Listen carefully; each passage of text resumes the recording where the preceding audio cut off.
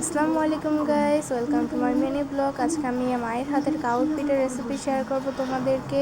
দেখতেই পাচ্ছ কত সুন্দর। তাহলে স্টার্ট। প্রথমে আমরা একটা হাঁড়িতে স্বাদ মতো লবণ এবং গুঁড়ি দিয়ে দেব যাতে সুন্দরভাবে মিক্স হয়ে যায়। এরপর আমরা এটাকে সিদ্ধ হতে দেব 5-6 মিনিটের মতো। সুন্দর করে কুক হয়ে গেলে আমরা এটাকে নামিয়ে নেব। আমার চ্যানেলটা নতুন, প্লিজ সবাই সাবস্ক্রাইব করবেন। এই তো আপনারা দেখতেই পাচ্ছেন সুন্দর করে মিক্স করে নেওয়া হয়েছে। এরপর বড় একটা হাঁড়িতে নিয়ে নেওয়া হয়েছে। এরপর এটাকে সুন্দরভাবে মতে ডো বানিয়ে নেওয়া হবে গোলাকারের। এখানে খুবই গরম থাকে, তাই সাবধানে করবেন।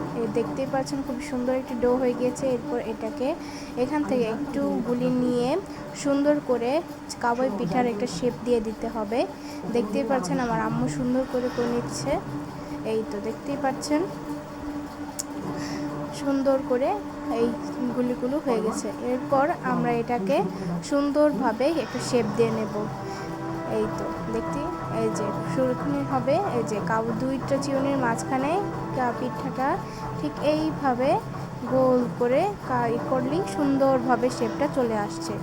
আপনারা যে কেউ এটা করতে পারবেন, সুন্দরভাবে দুইটা চিউনির মধ্যে দিয়ে করে নিতে পারবেন।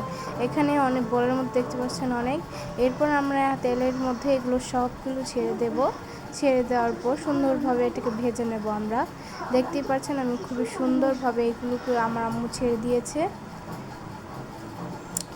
এর চুলার আঁচটা খুবই হাই হিটেই রাখবেন, যাতে আবার দেখে রাখবেন যাতে পুড়ে না যায়।